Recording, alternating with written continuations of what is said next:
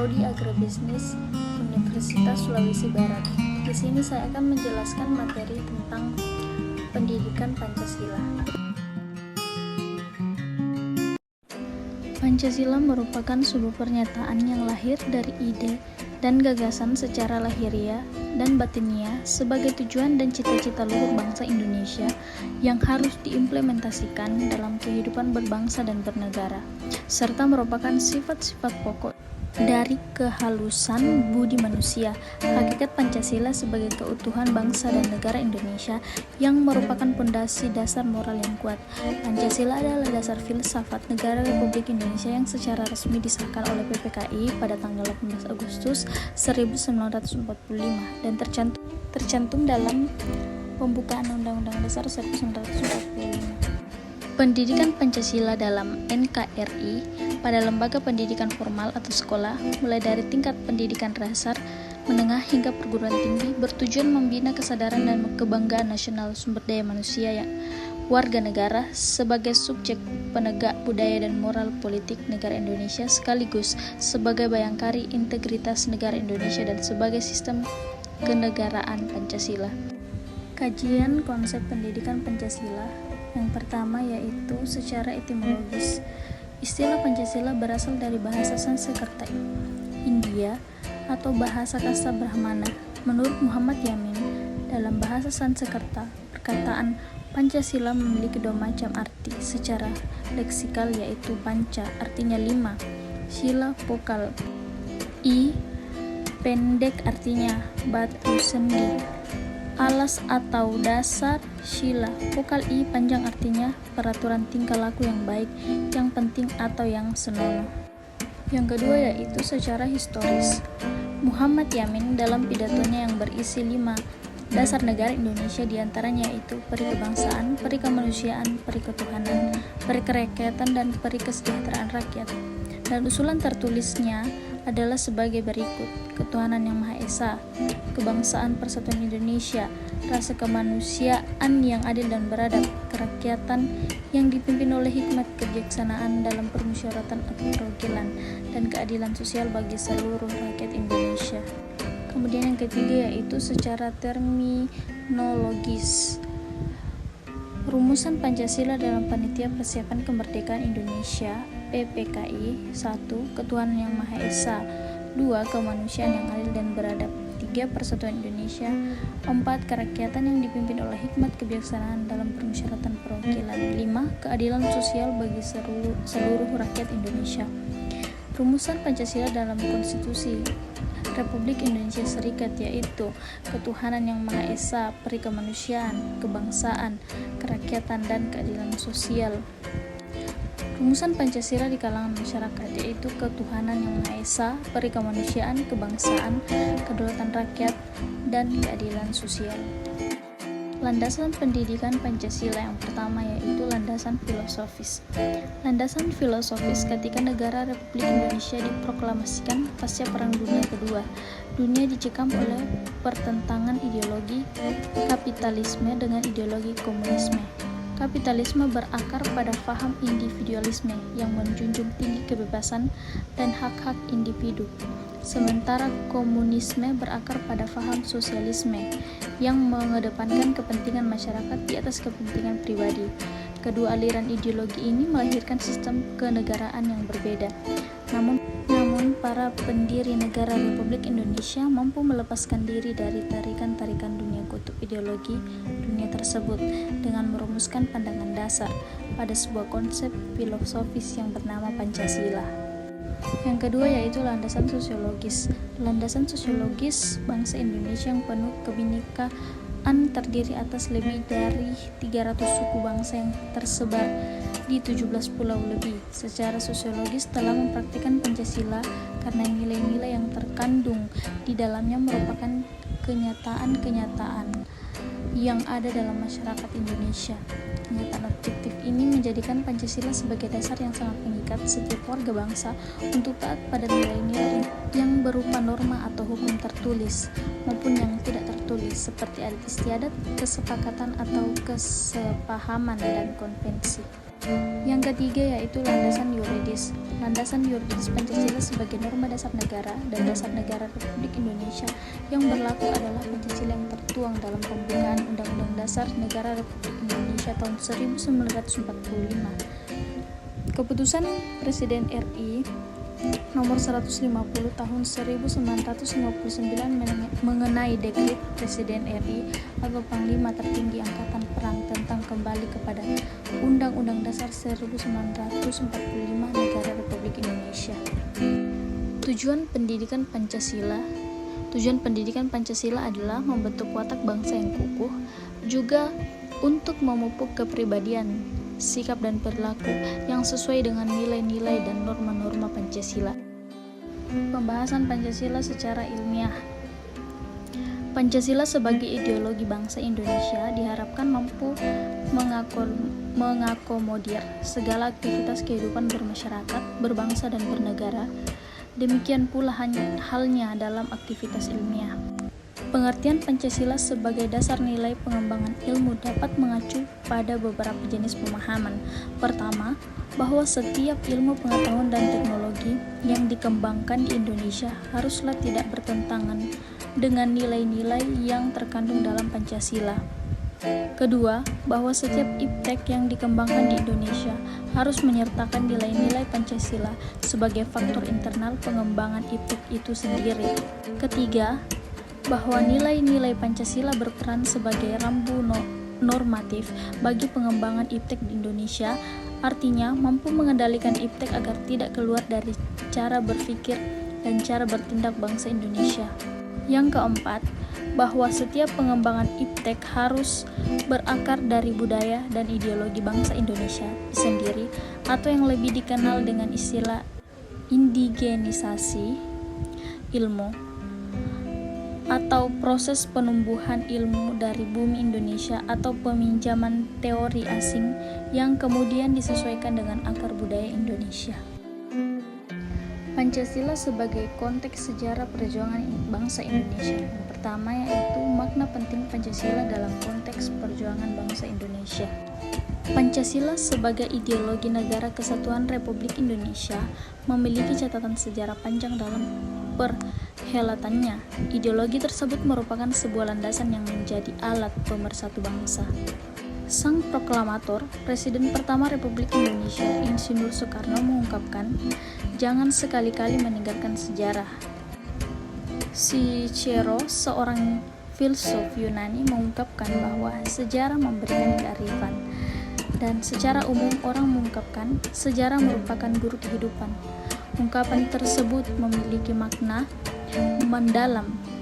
Dengan adanya sejarah, manusia dapat melakukan dan bertindak sebagaimana pengalaman yang dialami pada dirinya, pada bangsanya, dan pada sendi-sendi kehidupan yang dapat memberikan hikmah untuk menjadi pribadi dan bangsa yang maju serta memiliki kekuatan dalam menghadapi persoalan kehidupan. Yang kedua yaitu sejarah Pancasila pada masa kerajaan. Pertama, Kerajaan Kutai. Kerajaan Kutai merupakan kerajaan pertama yang membuka masa sejarah Indonesia yang menampilkan nilai-nilai sosial politik dan ketuhanan dalam bentuk kerajaan kenduri dan sedekah bagi para Brahmana. Kedua, Kerajaan Sriwijaya.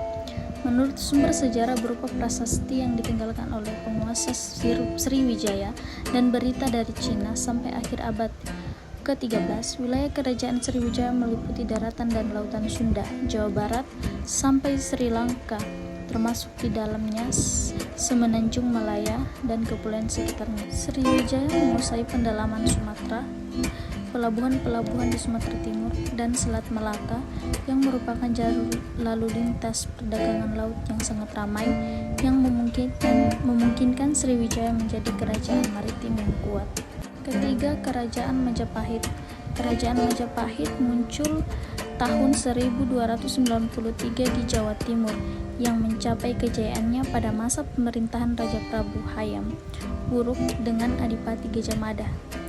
Kerajaan Majapahit di bawah Raja Prabu Hayam Wuruk dan Adipati Gajah Mada berhasil mengintegrasikan Nusantara. Faktor-faktor yang dimanfaatkan untuk mencapai keberhasilan tersebut adalah kekuatan religio magis yang berpusat pada Sang Prabu. Ikatan sosial kekeluargaan antara Sang Prabu dengan kerajaan-kerajaan daerah di Jawa dalam lembaga Pahom Narendra, ikatan ekonomis yang berupa persembahan upeti dalam posowanan agung untuk pejabat-pejabat daerah di Jawa dan pemungutan pajak oleh pegawai raja di luar Jawa, dan kekuatan militer yang dikoordinasikan oleh Rakyat Juru Pangalasan yang di bawah pemerintahan Adipati Gajah Mada. Bagian C yaitu sejarah Pancasila pada masa proklamasi kemerdekaan. Yang pertama, kebangkitan nasional. Pada permulaan abad ke-20 dan selanjutnya, bergeraklah golongan kaum intelektual Indonesia yang kini menjadi juru bicara dan pengemban amanat penderitaan rakyat. Rakyat dengan sekuat tenaga menempa persatuan nasional dengan mengubah cara melawan penjajah, yakni dengan membangkitkan kesadaran bangsa Indonesia akan pentingnya bernegara. Hanya dengan kemerdekaan, kemakmuran bangsa dapat diwujudkan. Hal itu diwujudkan dengan didirikannya berbagai organisasi politik, sosial, dan pendidikan demi tercapainya kebebasan bangsa yang dipelopori oleh Budi Utomo. Yang kedua yaitu Sumpah Pemuda. Sumpah Pemuda merupakan salah satu tonggak yang penting dalam perjalanan sejarah perjuangan bangsa Indonesia untuk mencapai persatuan nasional. Pernyataan lahirnya bangsa Indonesia diambil dari ikrar para pemuda Indonesia dalam sidang pleno ketiga Kongres Pemuda Indonesia 28 Oktober 1928 di Gedung Indonesia Club Gebo di Jalan Keramat Raya 106 Jakarta. Kemudian yang ketiga, perjuangan bangsa Indonesia pada masa penjajahan Jepang. Pada tanggal 8 Maret 1942, Jepang memasuki wilayah Indonesia dan menghalau Belanda. Belanda menyerah terhadap Jepang dan menyerahkan Hindia Belanda kepada Jepang. Penyerahan itu terjadi di Kalijati, Jawa Tengah, 8 Maret 1942. Pada awalnya, kedatangan tentara Jepang disambut baik oleh rakyat Indonesia. Rakyat mengucapkan selamat datang kepada tentara Jepang yang melewati tempat mereka. Peristiwa ini terjadi ketika melakukan invasi ke kepulauan kita dalam 2 atau 3 bulan pertama tahun 1942. Jepang mengetahui keinginan bangsa Indonesia untuk merdeka. Jepang memanfaatkan kesempatan ini untuk mendapatkan dukungan bangsa Indonesia melalui propaganda dengan menyatakan Jepang pemimpin Asia dan Jepang saudara tua bangsa Indonesia. Yang keempat yaitu sidang BPUPKI. Pada tanggal 29 Mei 1945, BPUPKI mengadakan sidang yang pertama untuk merumuskan syarat-syarat yang harus dipenuhi sebagai negara merdeka. Dalam sidang itu, beberapa tokoh mengemukakan pendapatnya. Muhammad Yamin mengemukakan pidatonya.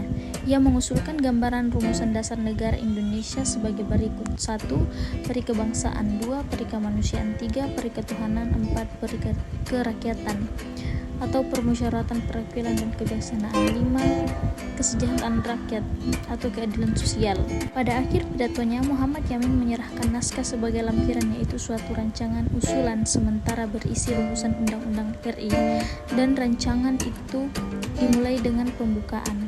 Tokoh kedua yakni Insinyur Soekarno dalam pidatonya 1 Juni 1945 yang disampaikan secara lisan mengusulkan dasar negara yang terdiri atas 5 prinsip berikut: nasionalisme, yang kedua internasionalisme, mufakat, kesejahteraan, ketuhanan yang Maha Esa.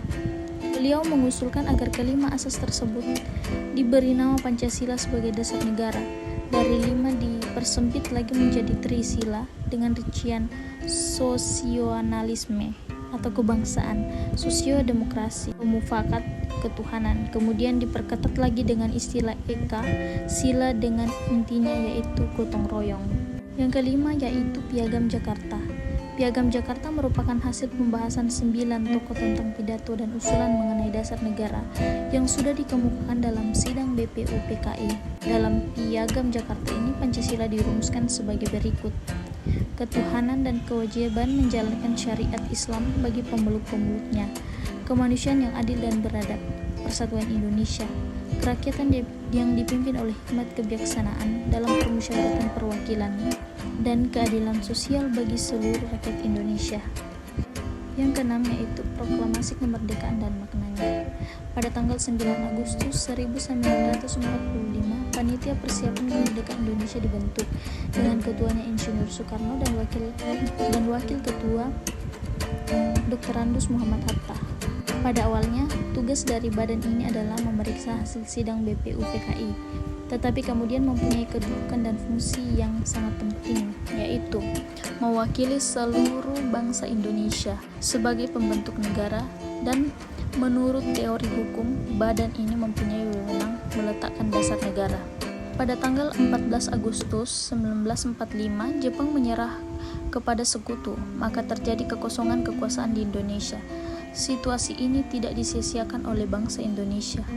Para pemimpin bangsa segera mempersiapkan proklamasi kemerdekaan Indonesia yang diselenggarakan oleh PPKI sebagai wakil bangsa Indonesia.